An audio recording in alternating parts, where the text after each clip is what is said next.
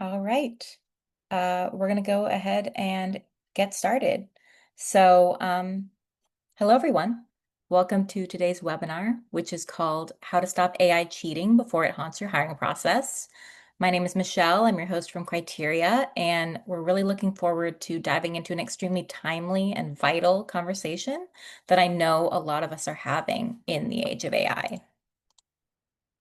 And now for just a quick introduction, we are Criteria, and as many of you know, we are a leader in the talent assessment, interviewing, and development space with science-backed tools that help organizations make better talent decisions. And so this webinar will be about an hour total. And we'll save 15 minutes of Q&A for the end, so feel free to add your questions to the Q&A box at any time. We'll also be running a few polls to get your perspectives on a couple of key topics. And then everyone will be receiving a link to the recording and the slide deck after the webinar as well. But without further ado, I'd love to introduce our two incredible speakers. And first up is Jillian Phelan, Chief People Officer at Criteria and a seasoned global HR leader with a track record of guiding companies through rapid growth and transformational change. She's passionate about building inclusive, high-performing teams that scale sustainably, even in the most complex environments. Welcome, Jillian. Thank you and welcome. And we're also thrilled to be joined by Chris Daden, the Chief Technology Officer at Criteria, where he leads the development of cutting-edge AI-powered hiring solutions. He's also a respected voice in the AI and tech community, having spoken on panels at SHRM and leading tech conferences. Welcome, Chris. Thanks for having me. And so a little bit about our agenda today. First, we'll talk about what's going on in hiring today. And in particular, we're going to talk about AI and how candidates are increasingly using AI in the hiring process in very unique and frankly innovative ways, but how that can present some hiring challenges. And then we'll talk about cheating. What are some examples? How do we define it collectively? Next, we'll go over the first line of defense, which is basic expectation setting through communication. And then we'll get into the meat of it, which with some of the real ways our tech is countering AI cheating, as well as some other tech and tools you can use to stay ahead. And then we'll close out with some Q&A from all of you. So with that, let me pass it over to Jillian to get right into the state of hiring in the age of AI. Hello. The information we're going to share in some of the next few slides is from our Criteria Corp hiring benchmark report, our customers and industry experts and leaders. But let's jump in to the state of hiring and talk about what talent professionals are experiencing. The overall sentiment that we are hearing is that it's harder than ever to find talent in 2025. Candidates are leveraging AI for resume optimization, and candidates' ability to morph their resume to fit a job description is translating into more candidates per role. And even candidates that may not have applied previously. So we're seeing an influx in that volume.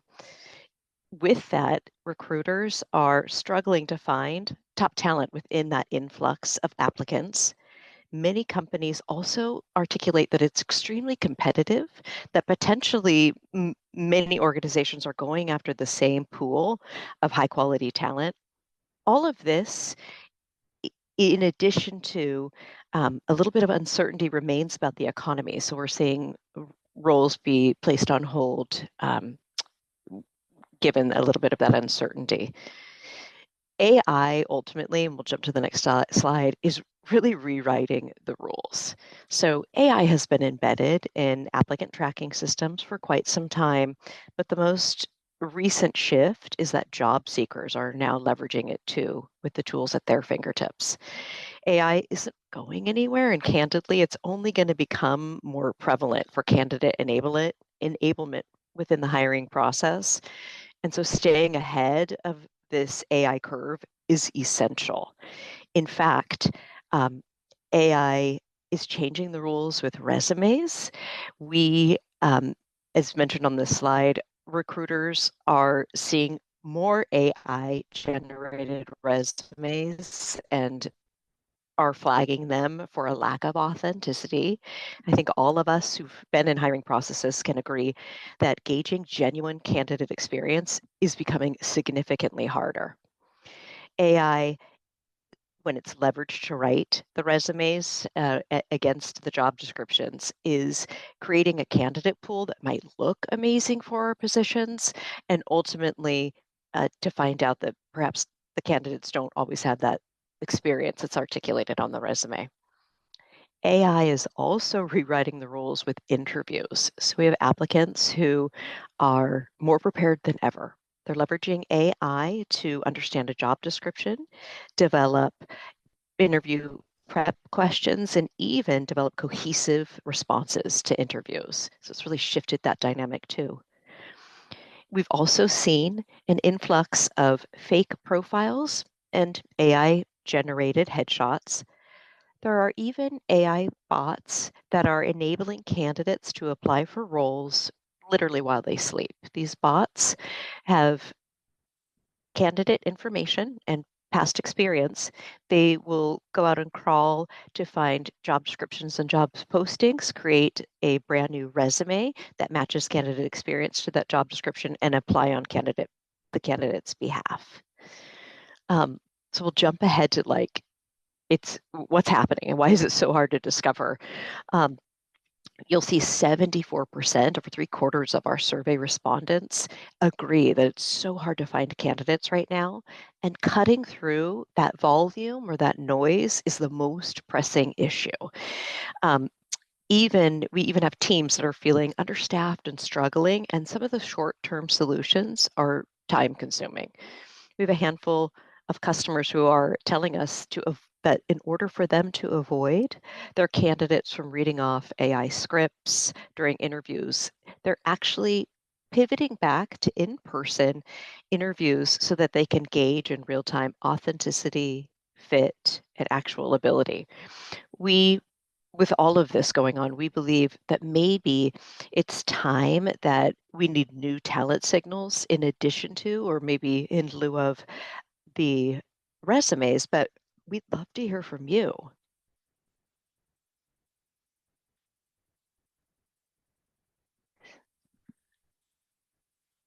Um, okay. And we also have found that talent, it isn't really missing, it's hiding actually. So we have about 40% of candidates with tailored resumes, and we're specifically at criteria as well as what we're reading in industry sources, that we're harkening back to looking for non-traditional candidates, maybe candidates with career gaps, those with no degrees, career changes. We're also looking at underrepresented demographics like neurodivergent candidates, veterans, older adults, and of course, passive candidates. But talent can also be found with individuals who have transferable skills. Um, Especially now that true and genuine capabilities within individuals is maybe going to be a better talent signal in this quickly changing world. The the point is that we need to find talent perhaps with broader skills rather than just historical experience. And it could mean that we start searching for candidates with analytical thinking abilities, flexibility, agility, and emotional intelligence. Frankly, it's overwhelming. And And Jillian, I think I was going to launch a poll and then it didn't launch. So oh, okay, go good. back Let's go really back quick. to it because I Let said me we'd love to jump hear back from to you. it. Yeah, there was Perfect. a That'd little be so glitch fun. there. Thank you. We would love to hear from you all. So I'm going to launch a poll really quick for you all. Um, we want to know basically, have you encountered candidates using AI to cheat the hiring process? We just want to hear from you, get your perspective on that. Sorry, the poll didn't launch when it was supposed to, but I'll give you all a few more moments to fill that out, and then Jillian, we can discuss that. We'll share that result. So I will close that poll in 3, 2, 1. end poll. Let's share those results. I don't think we're surprised. Yeah, we're seeing it as well. We had quite a real-time experience within our own organization of launching a handful of roles. It was over 5 at one time. And the traditional method of leveraging our platform um, with the volume of candidates very quickly made it pretty obvious that we have more candidates and more candidates that look phenomenal. Yeah. And this has changed compared to years past. Yeah, so it looks like here 2/3 of those of us listening in today say yes, they've experienced that cheating. 24% or a quarter of you aren't sure, but maybe you're suspecting something, and just 10% of you are saying no. So I'm going to stop sharing and I'm going to jump ahead for you to where we left off. Thank you. Yeah, we've mentioned this before. In our criteria benchmark report, we, as well as what we experience internally, have found it is frankly overwhelming right now with about 45% increase in applications. In fact, right now we will post positions and within a 4-day period of time have between 1,000 to 1,500 applicants. This is up from about 300 applicants per position a year ago. So it's been an exponential growth in pipeline. And all of this and the hiring practices might still be a little bit broken. Again, this is from our benchmark report that nearly half of new hires fail within 18 months. And even internally, we ask this question if it might be the reliance on the resume in certain instances and not on transferable skills that are increasingly becoming important within our organization as well. And this is such a fun supposition. We are wondering if the resume is actually dead. I know it's earth-shattering, but it certainly feels like it from a hiring manager perspective. In fact, LinkedIn earlier this year came out with a statistic saying they've got about 11,000 job applications per minute. It was unprecedented volume that they articulated almost turned on overnight. And Gartner also articulates that by 2028, they surmise a quarter of job applicants will be fake, so maybe bots or maybe fake in terms of experience. But I'd love to go back and read some of the responses from you that came in the chat about what hiring might, what experiences you might have.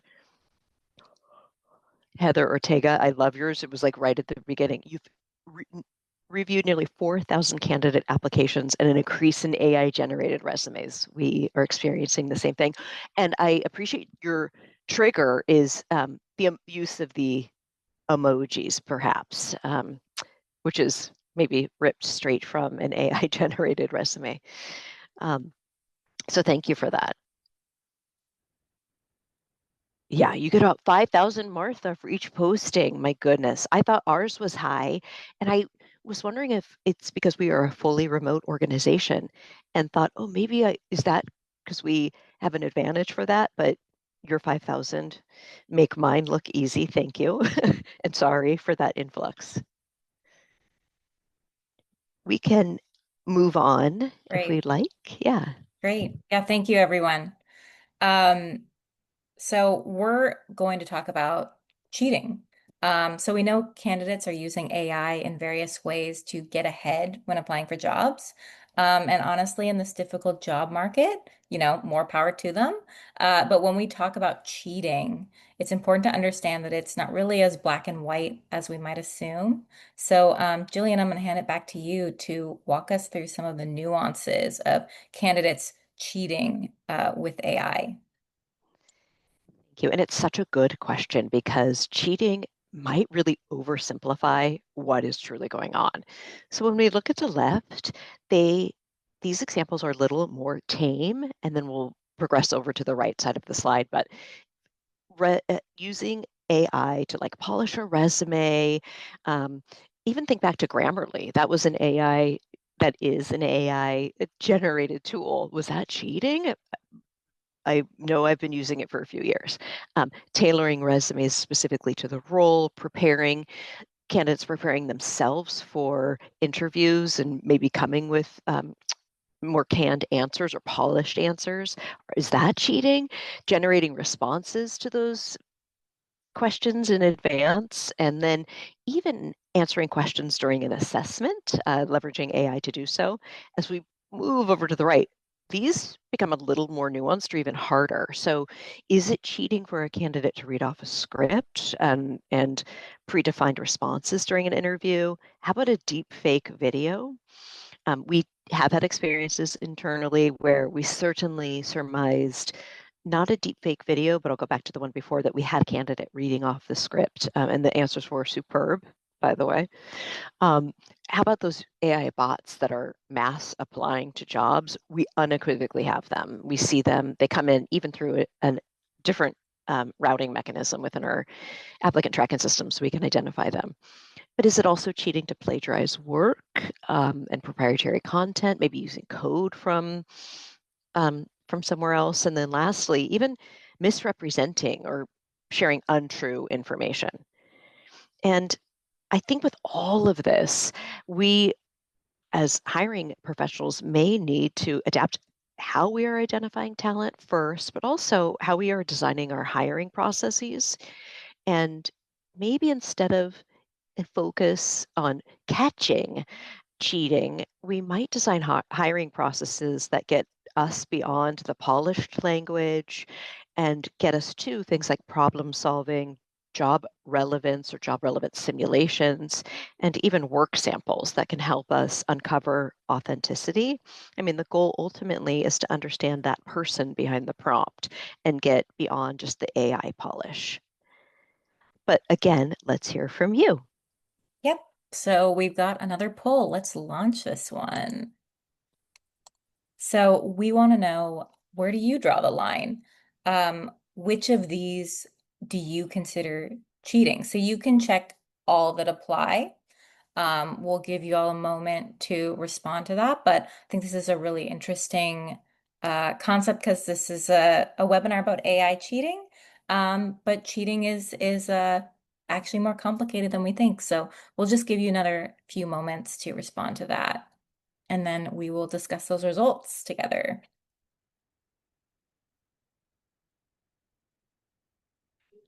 Great. I am going to close the poll in 3, 2, 1. And here are the results. Jillian, do you want to walk us through those? Yeah, these are fascinating. Thank you. I appreciate also in the comments, Jenica articulating it is an evolving definition. Um, and here, using AI to answer questions during interviews is 89%, and getting live answers during tests being the highest responsive or agreement or alignment on what cheating might be. Um, and what's fascinating is I think there's a larger agreement on maybe some of the more definitive or flagrant uses of AI, but it's also um, perhaps an evolving definition that I think all of us are having to face currently. Great. Like I just said, it's really a definition that doesn't mean the same thing to everyone. And it's going to be up to all of us as hiring leaders to decide and then share the behavior and the expectations of candidates. This become imperative within our hiring processes.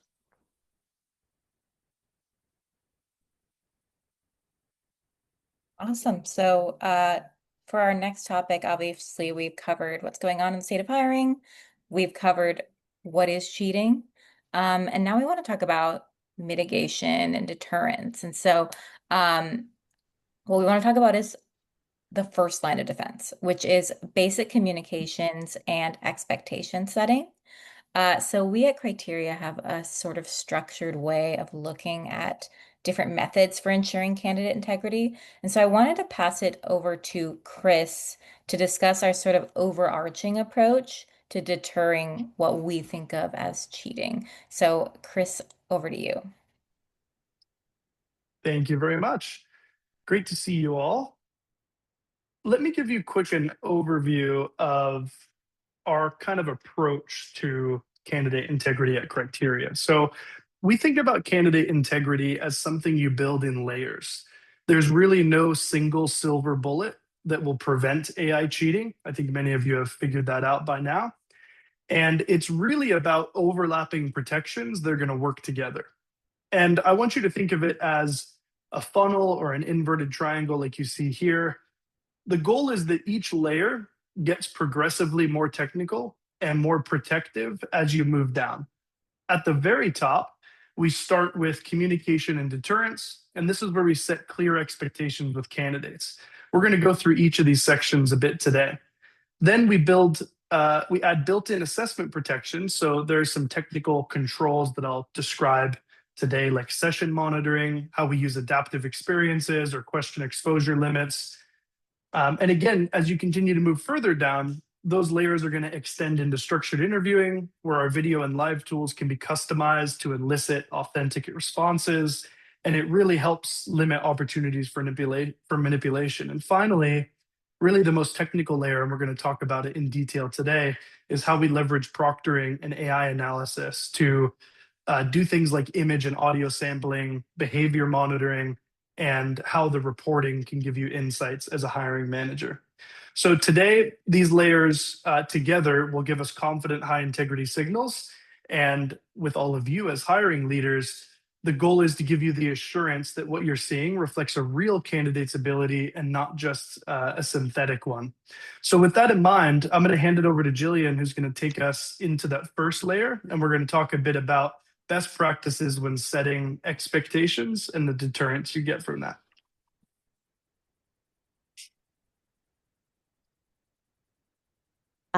So candidate communication is vital for setting the expectation, even articulating like, please don't use AI and retesting individuals, whatever might be necessary within your hiring process. We have some examples of how we have articulated this to our candidates in our process. By the way, start with defining cheating within your organization and what it means to your hiring process. And then as you invite candidates to complete various stages of the hiring process, set expectations by telling them what is expected at each phase.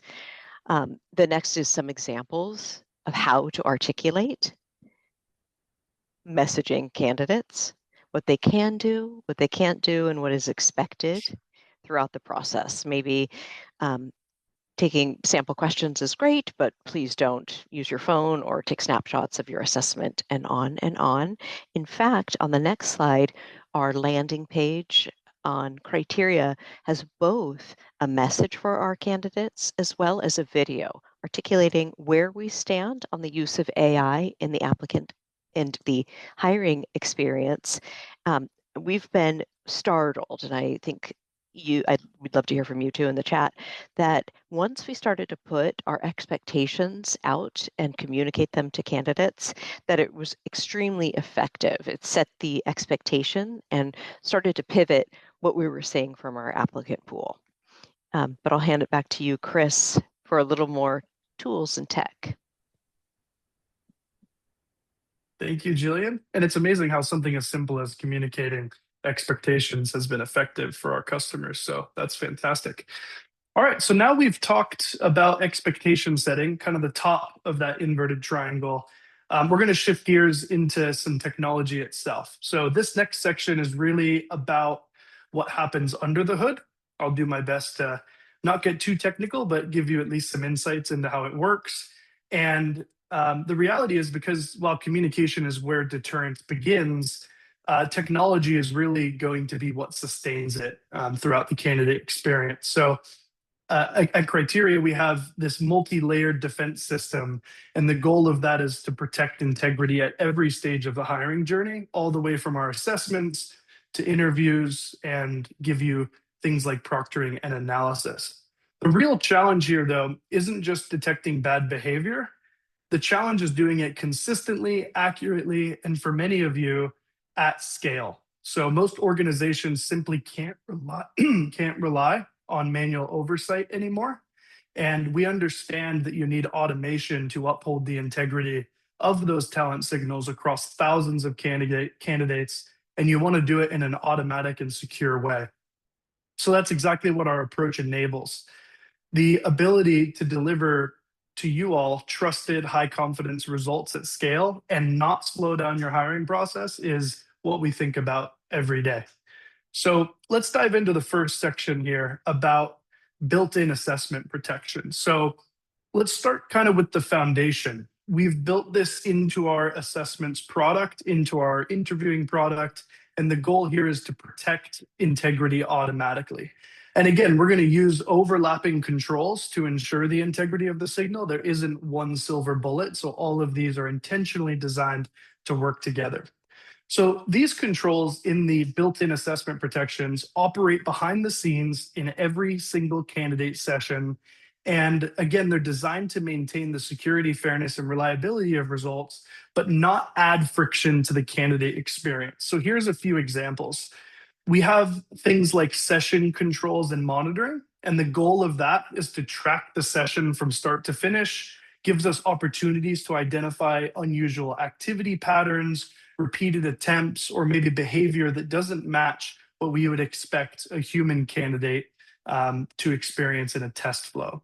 There's also things like our dynamic question bank and exposure monitoring, where we manage essentially massive pools of test content and constantly track which questions have been seen. And if an item crosses an exposure threshold, we can, and that essentially means it's been overshared or compromised, then it's automatically flagged and removed from circulation in our assessment. So that's how we keep the content fresh and unpredictable at scale.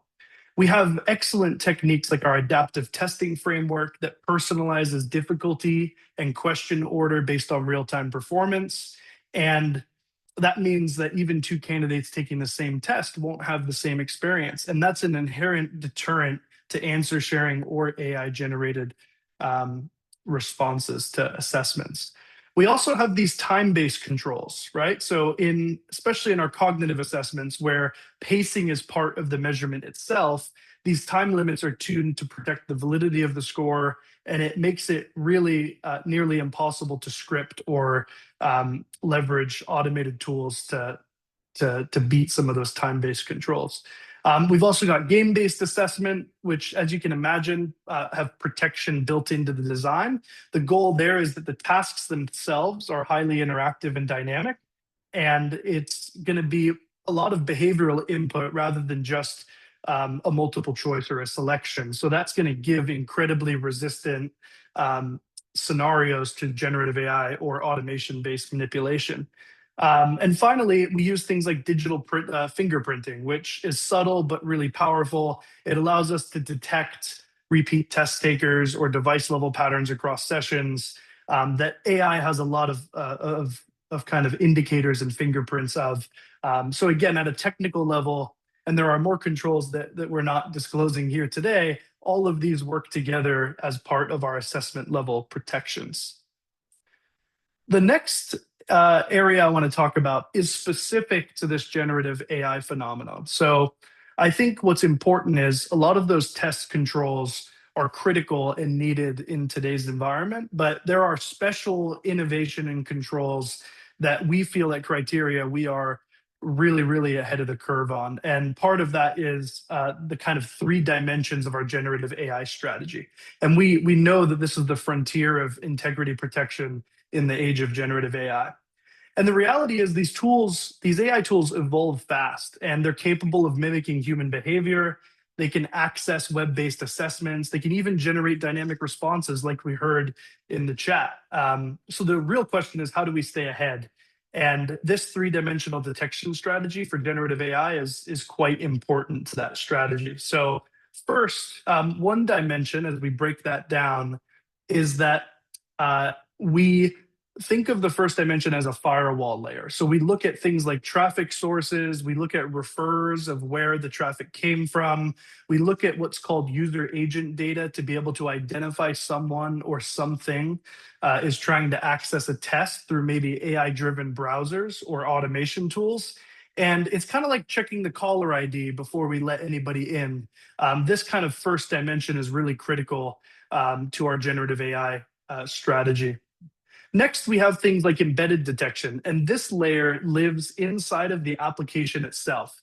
These are techniques that we build right into the candidate experience so we can detect changes that certain AI tools make to the screen or maybe adjust to the browser behavior. For example, if an AI tool is adding invisible overlays to the browser itself, or it's injecting buttons or scraping our web page, we can see that behavior, and we are building subtle behavioral checks into our interface that make it harder for AI to respond in a natural human way. And the last dimension that I think is really critical is system level detection. And frankly, this is where it gets really interesting. Traditionally, to detect system level behavior, you had to and we see this in the market today, you have to force candidates to download maybe really heavy lockdown browsers, and the reality is that hurts accessibility and harms the overall experience. So at Criteria, we have a really different approach. We're testing new methods that can detect system level signals like background processes, browser plugins, unauthorized helpers, but we do it in a seamless way, always with the candidate's permission, high transparency, and we don't degrade performance or privacy in the process. So as you can see here, the result is a flexible, really multi-layered architecture that evolves alongside the threat landscape that we see changing so rapidly. So every time a new AI tools emerge, you're going to see us make some type of reaction, and our detection network learns and adapts to those risk vectors. The next grouping of our strategy here is structured interviewing customization. And I saw some really great comments in the chat about how this is being applied in processes today. So we've talked about assessments and the technology that protects integrity, but what about interviews? I think with structured interviewing, this is an opportunity where authenticity really shines through, and it's your chance to hear and see how someone thinks, communicates, and problem solves. And as generative AI becomes more accessible, as you've said in the chat, even this part of the process must be adapted because people are reading off of scripts and they're excellent answers, and it's really hard to get a high integrity signal from that. So if you're using criteria structured interviewing, whether that's one-way video or live, the key here is to design questions, and we can of course help you with that, that invite depth and nuance, questions that make it hard to fake thoughtfulness. That's, I think, one of our key recommendations here. And let's be honest, most of us have already felt when something's AI generated. We talked about it in the chat. You read a paragraph and you instantly think, yep, that's AI. It's that overly agreeable tone you might feel. Maybe it's the perfect punctuation. We mentioned emojis in the chat, or my personal favorite, the overuse of the M dash. And I owe an apology to all the English majors out there who have used the M dash correctly for decades, but now are being unfairly suspected of using ChatGPT. So that's always on my mind. But those little cues are exactly the point. We're learning to recognize authentic human texture. So when you build a structured interview question, aim for prompts that make people share real experiences, invoke emotion, and give you insights into the human that's in that interview. And that's kind of the content that AI still struggles to mimic convincingly. I see someone confirm in the chat that they used M dash before it was an AI thing. So I feel you there. Yeah, and Chris, I think a really unique part of structured interviewing too is when you're asking someone a question, you really want them to give a very specific response that describes an experience that they had at a previous company or a previous experience. And I think that's definitely something that AI literally can't come up with because they aren't inside of your brain or know all of your specific, unique experiences.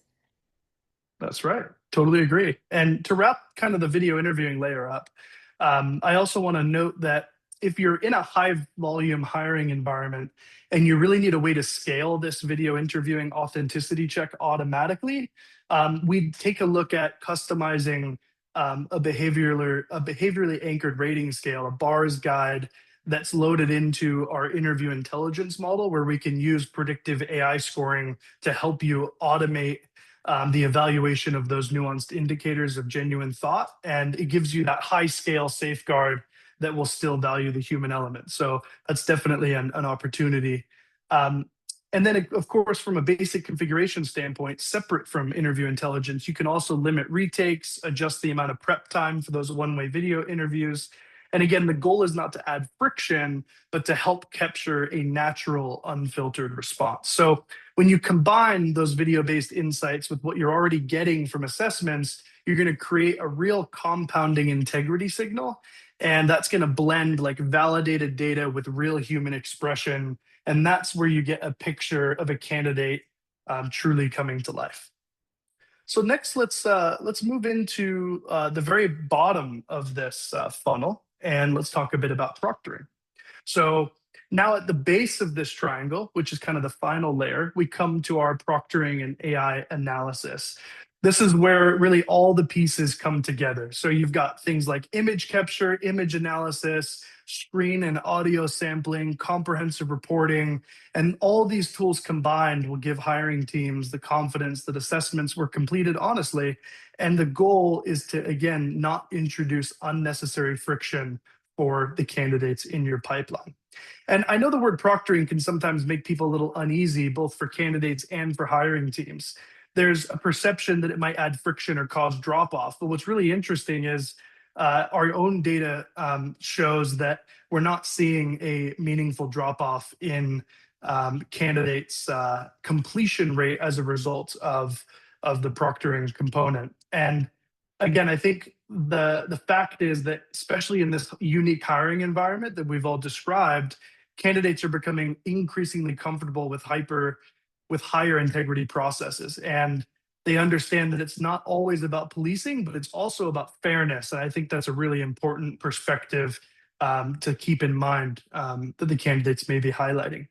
So as we move into the details of our proctoring tech, just keep in mind it's not only about surveillance, it's about trust, and it's about protecting both your organization and also candidates from uncertainty that comes in this world of generative AI.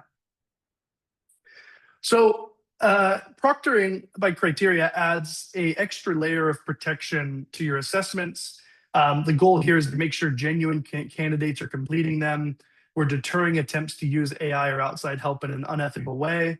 The goal is the technology is designed to be robust and respectful. It captures the data that we need to verify authenticity, and it does it in an intelligent way, in a way that minimizes friction for the candidate. So let's move on to talk about kind of what we collect as signals in proctoring and what you see in our client-facing score report. So this will be what it looks like in practice. So what you're seeing here is a client-facing report. This is the output of our AI proctoring system for a test event. It's designed to make the integrity insights as clear as possible and easy to interpret. At the very top, you'll see a summary of the proctoring results. In this case, the candidate didn't pass the proctoring criteria, but what's most important is that it's not just a binary pass or fail. Every finding is backed by specific and explainable evidence. So the report gives you an idea of exactly what was monitored. In this case, we have face detection matching against a reference image, presence of multiple people, use of mobile phones, and other behaviors that obviously can impact assessment validity. And each signal you see here, like face not detected or multiple faces detected, is the result of an automated image and behavioral analysis that runs quietly during the test session. And every flag is visualized with supporting images so you can see exactly what the system saw. And I think that's what makes our product really unique. The transparency is key here, and it allows our hiring teams to review results quickly and confidently without having to interpret complex data or make judgment calls on really limited information. And again, importantly, these reports are not meant to punish, but they're meant to inform. And a single missed frame or a brief camera interruption, for example, doesn't automatically mean that a candidate will fail. Our models are designed to weigh overall session behavior to distinguish between what might be a technical glitch and a genuine integrity issue. So again, at the end of the day, what you get is a proctoring experience that's smart, it's explainable, it's fair, and it gives you and your teams clarity without the guesswork. And I'll wrap up here by saying that one of our big beliefs when we build products at Criteria is our belief in flexibility. And everything we've just talked about, from image capture to mobile phone detection to screen and audio sampling, it's all built and highly configurable. So you decide which layers to turn on and when you want to turn them on. Maybe you only want to do it for specific job roles. That's fine.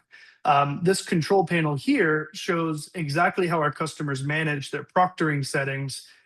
You can enable essential monitoring like face detection and reference matching, or you can go further with the more advanced options like multiple person detection or mobile phone detection. So the same applies to things like screen or audio capture. It's entirely up to you. So again, this approach gives you the power to tailor that proctoring experience directly to your organization's needs.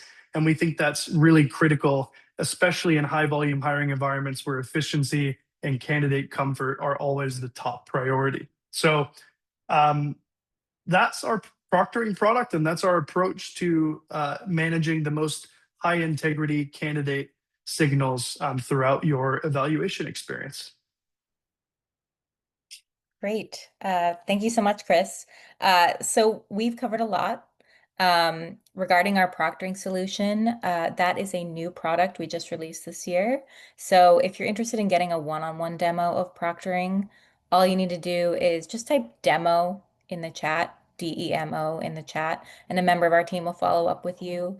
Just make sure you're not labeled as anonymous in the chat. Otherwise, we probably won't be able to reach out to you. And if you have any other questions about anything we talked about today, feel free to just type in demo in the chat. We'll reach out to you. We won't force you to sit through a demo if you just have a simple question. Happy to chat through one-on-one with any of you about anything that we talked about today. But with that, I think we're going to pivot to questions. So I want to give everyone a moment to add some questions to the Q&A. We can also go through the chat. We would still love to hear examples from all of you of how you're experiencing cheating today and some unique challenges you might have had. We can talk through those during this webinar. But let's pivot to questions.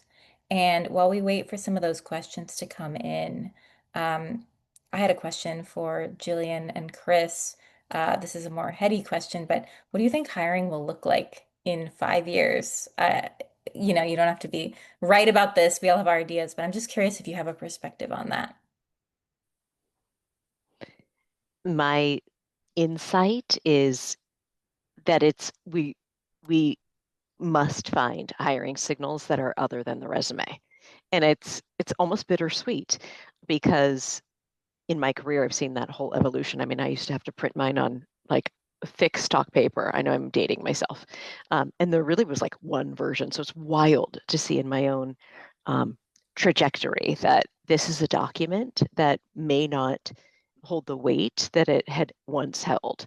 And I know this like sounds like I only bleed criteria, but I kind of do. But our products, I can't articulate enough how timely they are given the noise that we're seeing relative to the volume of applicants. So we are able to take a resume as solely one data point and then maybe through a cognitive assessment have one additional data point on how does this person think, or an asynchronous video interview is giving us insight into, wait, how do they communicate?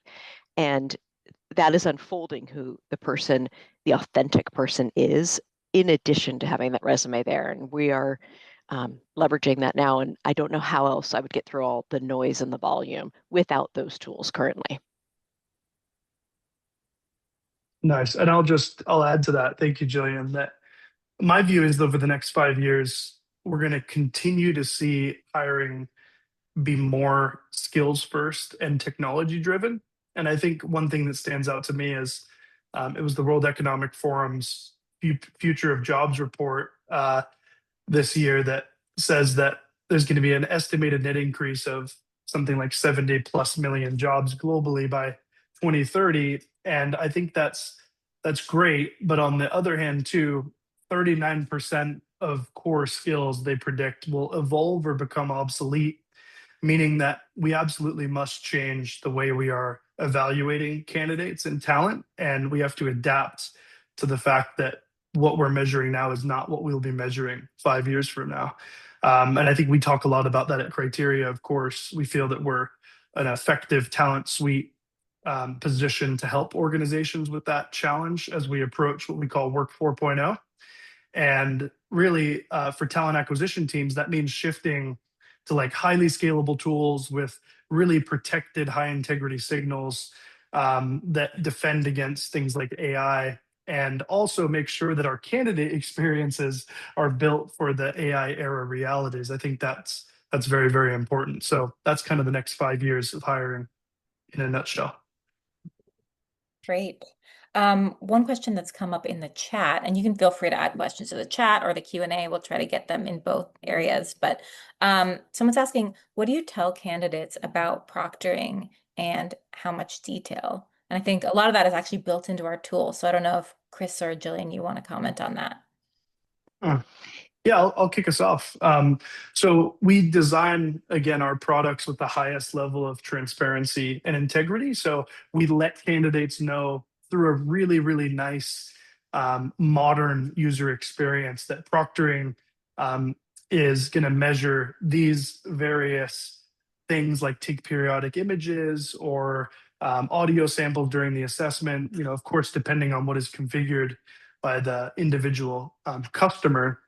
And I think what's equally important, though, is again, not to just dwell on it as some type of punitive thing. Like, we always want to give candidates a presumptive positive situation that they are not there to cheat, right? I think that's good for the majority. And it's important to have messaging that is very front and center that says that proctoring is going to help the candidate by ensuring fairness and consistency for everyone. So from a technical perspective, and a data privacy and security perspective, of course, we have to be explicit with what we're collecting, and we are in a great experience.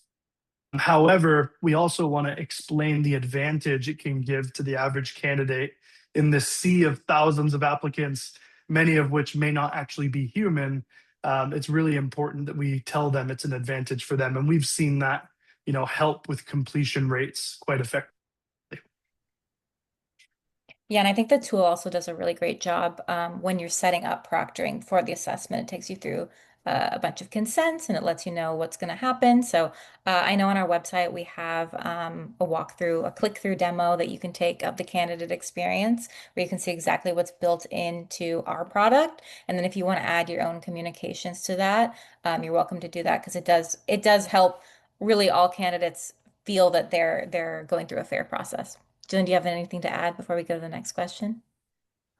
One other data point is if then you, as the hiring manager or talent acquisition professional, are reviewing the results, our product also layers in the human element. So maybe you have a test result that is flagged for um, something going on in the proctoring during an assessment, but it also enables the hiring manager and or the talent acquisition professional to review what the flag might be. So it lends itself to the ability to have gray area in the event maybe someone's internet went out or something else happened. Someone walked in the room, the dog jumped, a cat jumped into the laptop. And I think that's also very fair, having that human element in as well. Great. So next question here. Do you consider using AI to build your resume cheating? So I think that's a question for us on our own perspective on that. Yeah, look, I'll comment as a hiring manager, right? I am also working on our products, but I also hire engineers and I hire folks across my teams. And I think there's this, and this is a personal opinion, right? I think there's a real defining line between, and I think we saw that in the poll results, right? It sounds like a lot of people would agree with this sentiment that preparing or learning or using it as an effective tool where you as the human are in control is a really reasonable way of using AI. So I would say that if I had a candidate using AI to build their resume, or even right getting closer to that line that I'm talking about drawing, even tailor their resume to a specific job role.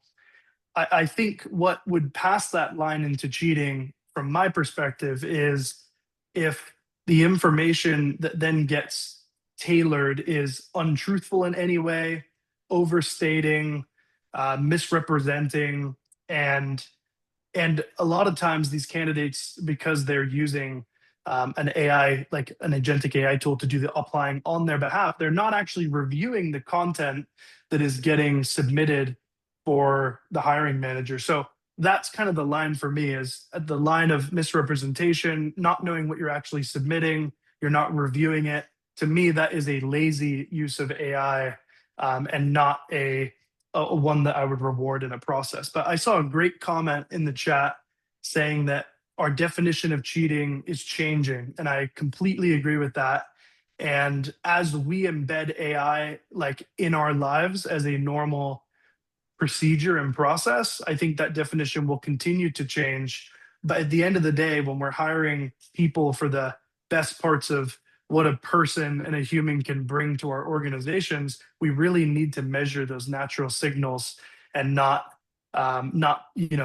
increase the noise and the difficulty to measure that with misrepresentations and other just noise that reduces our ability to understand what a candidate is truly about.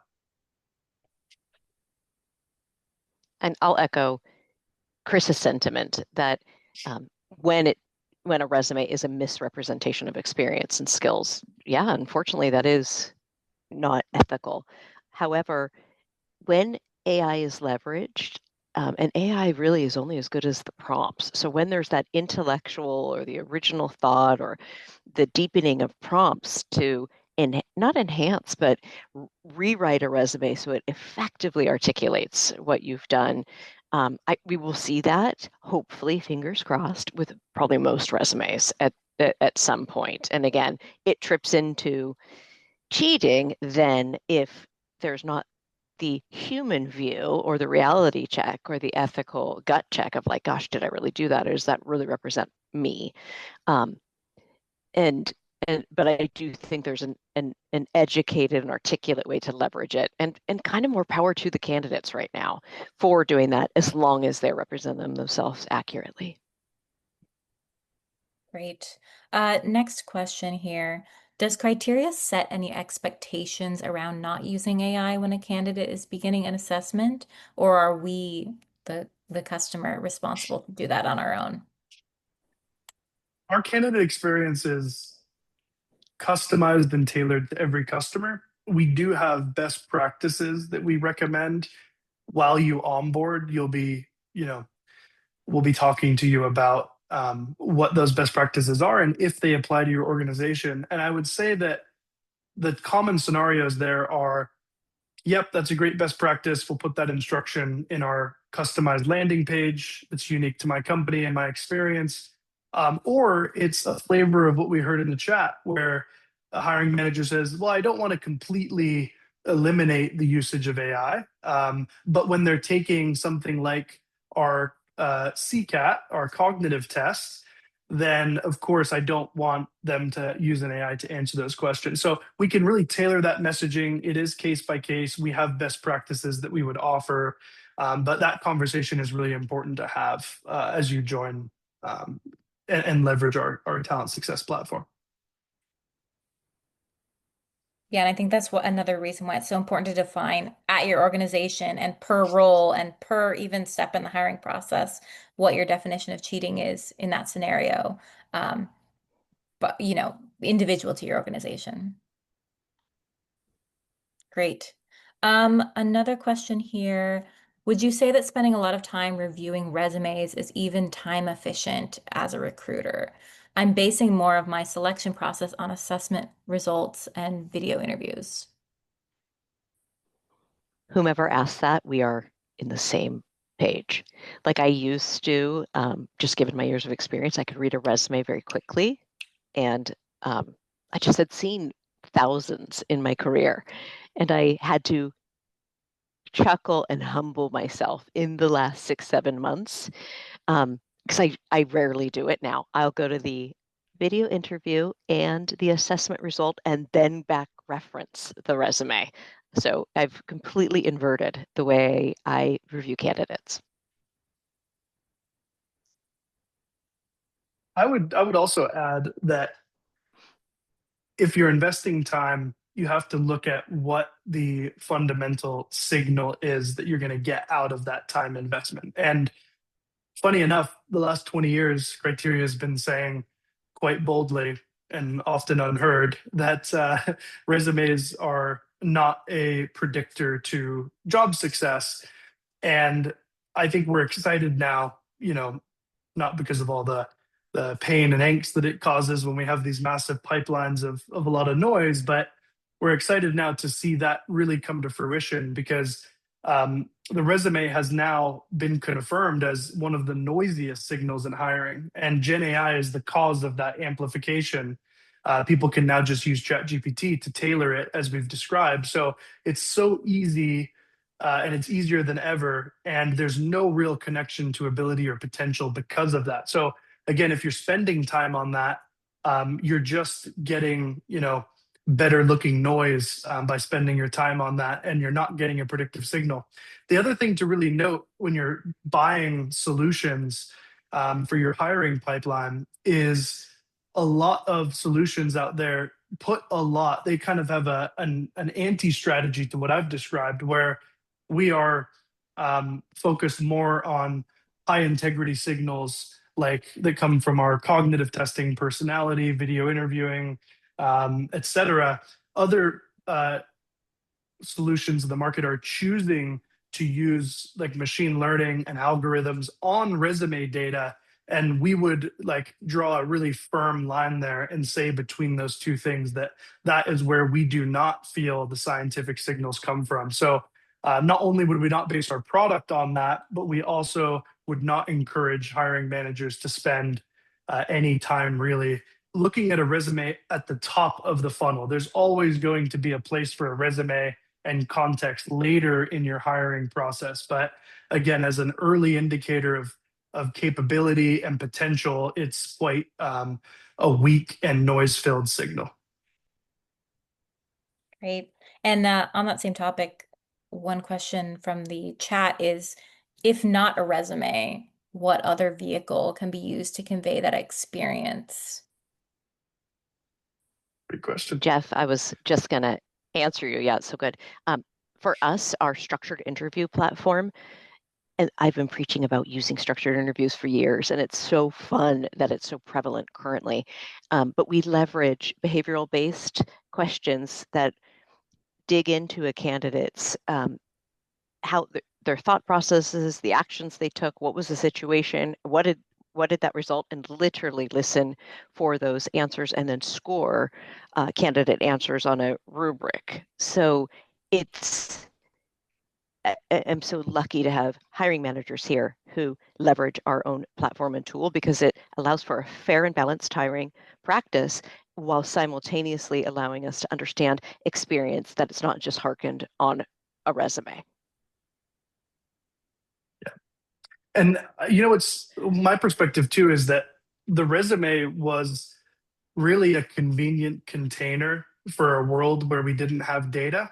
And the reality is now we do, right? The future of experience, as you just asked in that question, isn't really a static document. It's really, in our opinion, about a living data rich profile built from the candidate's ability to demonstrate capability. And again, as Jillian noted, assessments give you measurable ability. Structured interviewing surfaces how someone thinks and communicates. And I think what we're doing is we're seeing such a more dynamic talent blueprint of an individual candidate because of the technology available to us. It makes that kind of convenient container, one's called a resume, a lot less useful for predictive hiring. Great. One more interesting question here. How do you as HR get hiring managers to see that the resume shouldn't be the tool they use to glance at a candidate and make a decision? Carrie, for us, this happened in real time.